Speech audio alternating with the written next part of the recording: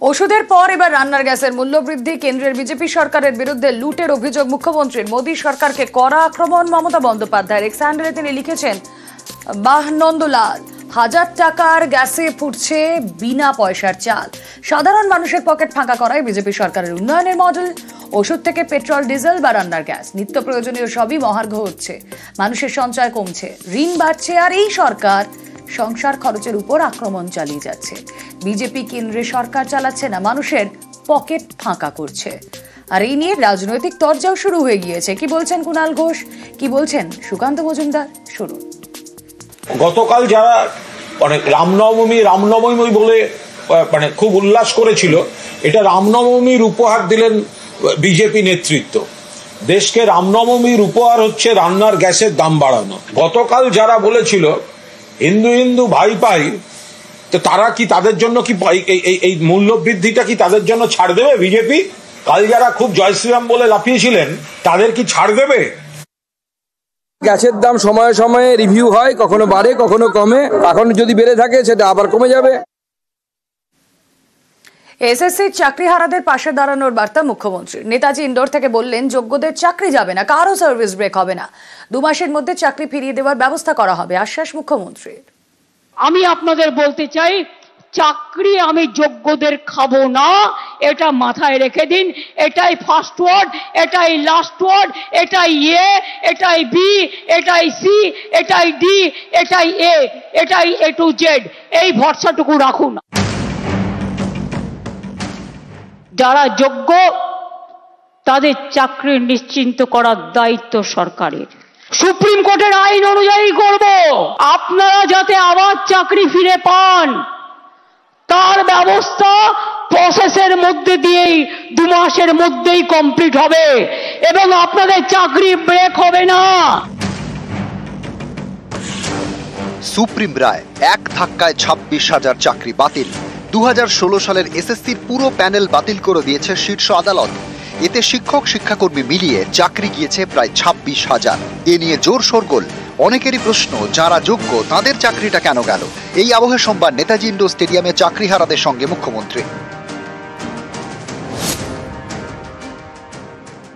ভাববেন না আমরা এটাকে ভালোভাবে মেনে নিতে পেরেছি। আপনাদের শোকে আমাদের হৃদয়ও পাথর হয়ে গেছে।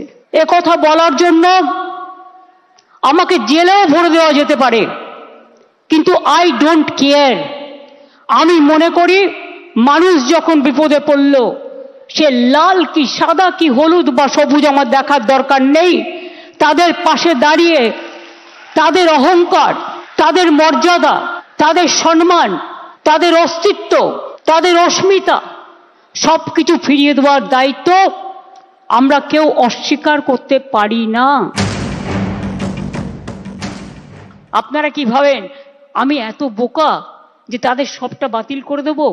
তারা অযোগ্য নয় জেনেও এটা হতে পারে না। যারা যোগ্য নিশ্চিন্তে থাকুন, ভরসা রাখুন, আস্থা রাখুন, পাবেনই। কারো চাকরি যাওয়াটা আমাদের ধর্ম নয়, চাকরি ফিরিয়ে দেওয়াটা, চাকরি করে দেওয়াটা আমাদের ধর্ম। আমি বেঁচে থাকাকালীন যোগ্য প্রার্থীদের কারো চাকরি কেড়ে নিতে দেব না। It is my commitment. যারা যোগ্য তাদের চাকরি নিশ্চিন্ত করার দায়িত্ব সরকারের। সুপ্রিম কোর্টের আইন অনুযায়ী করব। আপনারা যাতে আবার চাকরি ফিরে পান তার ব্যবস্থা প্রসেসের মধ্যে দিয়েই 2 মাসের মধ্যেই কমপ্লিট হবে এবং আপনাদের চাকরি ব্রেক হবে না। কারণ আপনার এক্সপিরিয়েন্স এবং অ্যাডিশনাল কনসেশন আপনারা পাবেন যারা 10 বছর ধরে চাকরি করছেন। 2 মাস সাফার করলে 20 বছর সাফার করতে হবে না, 2 মাসও পুষিয়ে দেবো। কারো দেওয়া ভিক্ষে চাই না, আপনাদের ভিক্ষা করে খেতে হবে না। আমাদের plan A ready, B ready, C ready, D ready and E ready. আপনাদের তো কেউ চাকরি টার্মিনেট করেনি এখনো পর্যন্ত, করেছে কি? কোনো নোটিশ পেয়েছেন? আপনার বিরুদ্ধে দুর্নীতি না যদি প্রমাণ করতে পারে তো কি আপনাকে কেউ যেতে বারণ করেছে? আপনি আপনার কাজ করুন না, আপনার কাজ কে বারণ করেছে? ভলেন্টারিলি সার্ভিস কিন্তু সবাই দিতে পারে। ফার্স্ট ফেজ যোগ্যদেরটা রক্ষা করা, সেকেন্ড ফেজ কাকে অযোগ্য বলেছে, কেন বলেছে, কি কারণে বলেছে, কোন এজেন্সি তদন্ত করেছে, কি কি কাগজপত্র আছে, টোটালটা দেখব। তারপরে তাদের নিয়ে আমি আলাদা করে মিটিং করে আমাদের কথা বলবো।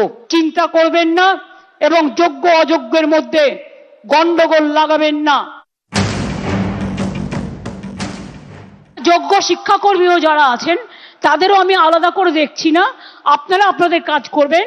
আর যোগ্য আর অযোগ্যদের লিস্টটা আমরা সুপ্রিম কোর্টের কাছে চাইব। আমি চাই মানবিকতার খাতিরে সুপ্রিম কোর্ট কেসটা নিয়ে ক্ল্যারিফাই করে বলুন কারা যোগ্য কারা যোগ্য নয়। আমাদের হাতে লিস্টটা তুলে দিন, আমরা ক্লারিফিকেশন চাইব, আইনের ধারা অনুযায়ী কাজ করব। আমাদের কোর্টের অর্ডারও মানতে হবে, কোর্টে ক্লারিফিকেশনও চাইতে হবে, রিভিউ পিটিশনও করতে হবে। সোমবারই সুপ্রিম কোর্টের দ্বারস্থ পশ্চিমবঙ্গ মধ্যশিক্ষা পর্ষদ। প্রধান বিচারপতি সঞ্জীব খান্নার বেঞ্চের রায়ের মডিফিকেশন চেয়েছে পর্ষদ। তাদের আবেদন, নতুন করে নিয়োগ প্রক্রিয়া সম্পন্ন না হওয়া পর্যন্ত যোগ্যদের চাকরিতে বহাল রাখার অনুমতি দিক আদালত। যারা যোগ্য নিশ্চিন্তে থাকুন। নিউজ 18 বাংলা। হঠাৎ করে চাকরি বাতিল, সরকারি চাকরি হারিয়ে দিশেহারা। আর এই পরিস্থিতিতে মুখ্যমন্ত্রীর সঙ্গে এক মঞ্চে চাকরিহারারা জানালেন দাবি দাওয়া, পেলেন চাকরি ফেরত পাওয়ার আশ্বাস।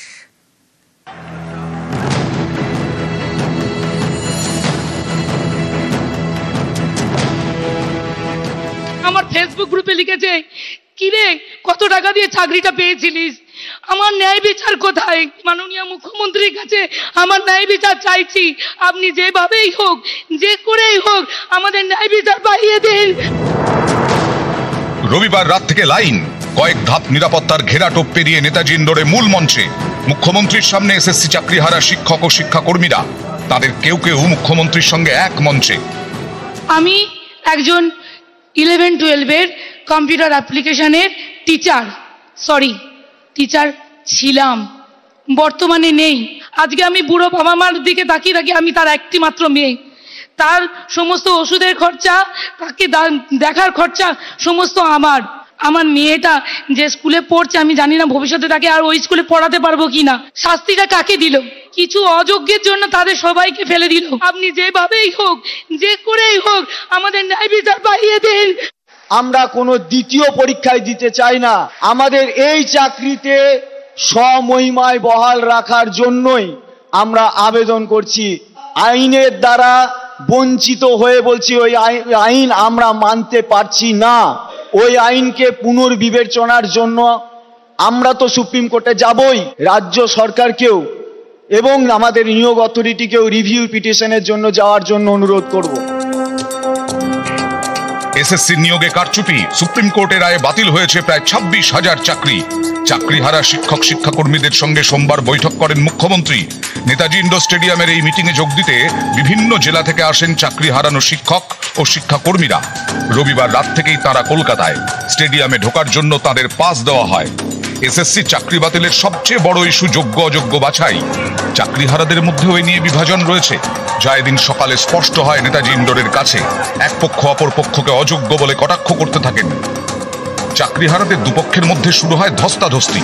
নেতাজি ইন্ডোরে ঢুকতে না পেরে পুলিশের সঙ্গেও বচসায় জড়ান কয়েকজন চাকরিহারা।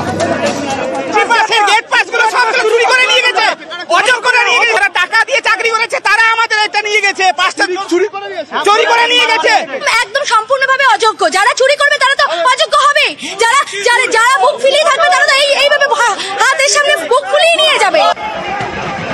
অভিযোগ, যোগ্য হয়েও অনেকে পাস পাননি, অথচ অযোগ্যরা মুখ্যমন্ত্রীর সভায় ঢুকে গেছেন। এ নিয়ে উত্তেজনা তৈরি হয়। আমাদের পাস কে দিয়েছে? পাস একাংশ অভিযোগ করছে আপনারা অযোগ্য জন্য পাস না। কে বলছেন যোগ্য? আপনি দেখান। সব ডকুমেন্টস নিয়ে ঘুরছি, কোথায় ঘুরবো, কাকে দেখাবো, কোথায় যাবো আমরা? তার ভেতরে ঢুকে পড়েছে, তারা অলরেডি জায়গা নিয়ে বসে আছে, আর আমরা যারা যোগ্য ক্যান্ডিডেট পাস নিয়ে রাস্তা রাস্তায় ঘুরে বেড়াচ্ছি। একে গরম, তার মধ্যে ধস্তাধস্তি। অসুস্থ হয়ে পড়েন এক চাকরিহারা শিক্ষক, তাকে হাসপাতালে নিয়ে যেতে হয়। চাকরিহারাদের তালিকায় একাধিক ক্যান্সার আক্রান্ত রয়েছেন, তারাও এদিন মুখ্যমন্ত্রীর সভায় আসেন। ইনি শিক্ষাকর্মী তপন জানা, ক্যান্সার আক্রান্ত। ঝাড়গ্রাম থেকে এসেছেন, নেতাজি ইন্ডোরে ঢোকার পাস পাননি। চাকরি হারানো নিয়ে চিন্তা, তার উপরে যোগ্য অযোগ্য নিয়ে ক্ষোভ, দিশেহারা অবস্থা। এরই মাঝে মুখ্যমন্ত্রীর সঙ্গে বৈঠক, মুখ্যমন্ত্রীর সঙ্গে এক মঞ্চে। আমার ন্যায় বিচার কোথায়? মাননীয় মুখ্যমন্ত্রীর কাছে আমার ন্যায় বিচার চাইছি। আপনি যেভাবেই হোক, যে করেই হোক, আমাদের ন্যায় বিচার পাইয়ে দিন। যারা যোগ্য তাদের চাকরি নিশ্চিন্ত করার দায়িত্ব সরকারের। সুপ্রিম কোর্টের আইন অনুযায়ী করব, অল্টারনেটিভ যা করার আমরা করব। আপনারা যাতে আবার চাকরি ফিরে পান তার ব্যবস্থা প্রসেসের মধ্যে দিয়েই 2 মাসের মধ্যেই কমপ্লিট হবে এবং আপনাদের চাকরি ব্রেক হবে না। News 18 Bangla. Netaji indoor stadium থেকে চাকরিহারাদের চাকরির আশ্বাস, একই সঙ্গে বাম বিজেপিকে নিশানা মমতা বন্দ্যোপাধ্যায়ের। পাল্টা সুর চড়িয়েছে বিরোধীরাও। আমি আমার জীবনে জেনে শুনে কোনো পানিশমেন্ট কাউকে দিইনি, জেনে শুনে কারো চাকরি খাইনি। তাই অনেক বদ হজম হওয়া সত্ত্বেও আমি সিপিএম এর একটারও চাকরি খাইনি, যারা 34 বছর অনেক অন্যায় করে গেছে। সিপিএম এর চাকরি খাননি, ভীষণ মহানুভব, সেই জন্য উনি দুর্নীতি করে চাকরি দিচ্ছেন ওরা আমলে। পার্থক্য এটাই যে উনি দুর্নীতি করে দুর্নীতিকে টিকিয়ে রাখবার জন্য গলাবাজি করতে পারেন। আমি সাধুবাদ জানাই। এসএসসি নিয়োগে ভুরি ভুরি দুর্নীতির অভিযোগ। অভিযোগকারীদের হয়ে মামলা লড়েন সিপিআইএম নেতা বিকাশ রঞ্জন ভট্টাচার্য। সুপ্রিম কোর্টের নির্দেশে প্রায় 26,000 শিক্ষক শিক্ষাকর্মী এখন চাকরিহারা। সোমবার তাদের সামনে দাঁড়িয়ে সুর চড়ান মুখ্যমন্ত্রী মমতা বন্দ্যোপাধ্যায়, নিশানা করেন বিকাশ রঞ্জন ভট্টাচার্যকে। ফার্স্ট কোয়েশ্চেন আমার, whether Vikas Bhattacharya will be isolated or not politically, CPM has to answer why he is cancelling all this list. খুব ভালো, প্রথমে ওকে আইসোলেট করুন, ওকে এক্ষুনি আপনারা নিয়ে যান মানসিক হাসপাতালে, সেখান থেকে শুরু হোক আইসোলেশনের কাজটা। মধ্যপ্রদেশের ভেপম কেলেঙ্কারি, বিজেপির রাজ্যে কতজন মানুষকে খুন করা হয়েছিল? 89 জন, আজ পর্যন্ত বিচার পায়নি। নিট নিয়ে অনেক অভিযোগ উঠেছিল, সুপ্রিম কোর্ট নিট কিন্তু বাতিল করে দেয়নি। শুধু বাংলাকে টার্গেট করা হচ্ছে কেন, এটা আমরা জানতে চাই। বিহারে কি হয়েছে, রাজস্থানে কি হয়েছে, ইউপিতে কি হয়েছে? সিপিএম এর আমলে চিরকুট দিয়ে চাকরি হয়েছে এবং বিজেপি রাজ্যেও হয়েছে। অস্বীকার করতে পারবেন না, বাংলার ট্যালেন্টকে আপনারা ভয় পান। বিজেপি নাম জড়িয়ে এনে চুরিটাকে ঢাকার চেষ্টা করছে। আপনার নেতারা ভাগ করে নেবেন, কেউ 25 কোটি, কেউ 20 কোটি, দায় আমাদের হবে। আপনাদের জন্য ভুক্তভোগী হচ্ছে। এর মধ্যে বিজেপি নেই, কংগ্রেস নেই, সিপিএম কেউ নেই। যোগ্য অযোগ্য তো পরের কথা, আগে চুরি হয়েছে এটা তো অ্যাকসেপ্টেড। 2022 থেকে খেলা শুরু করেছিল, একটা নোংরা খেলা।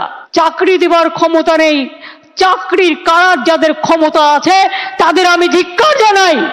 আপনাদের একটা জিনিস বুঝতে হবে, কোনটা মুখ আর কোনটা মুখোশ। কারা যাত্রা পালার মাধ্যমে আপনাদের ভুল বোঝাচ্ছে। উনি হচ্ছেন মুখোশ, মুখ হচ্ছেন ওনার ভাইপো, যিনি চাকরি বেচেছেন 150 কেজি ওজনের মোটা পার্থকে দিয়ে, যার বান্ধবীর বাড়ি থেকে 51 কোটি উদ্ধার হয়েছে। ত্রিপুরায় 10,000 টিচারের চাকরি হয়ে গিয়েছিল কোর্টের জন্য। বিজেপির ম্যানিফেস্টে বলা হয়েছিল যে তারা জিতলে সব টিচারদের চাকরি ফিরিয়ে দেবে। দেয় তো নি, উপরন্তু যারা প্রতিবাদ করতে গিয়েছিল তাদের মাথাগুলো মেরে ফাটিয়ে দিয়েছে। কাউ এদের বিশ্বাস করবেন না, এরা দুমুখে কেউটে সাপ। ত্রিপুরাতে বিজেপি সরকার জনগণের কাছে গিয়ে জনসমর্থন নিয়ে আবার ফিরে এসেছে এবং প্রতি বছর ওখানে চাকরি হয় এবং স্বচ্ছতার সাথে। কোনো একটা প্রশ্ন নেই, বিরোধী দলের কোনো অভিযোগ নেই। ত্রিপুরার মতো ছোট রাজ্য আমাদের থেকে অনেক এগিয়ে সামনের দিকে যাচ্ছে। নিউজ 18 বাংলা।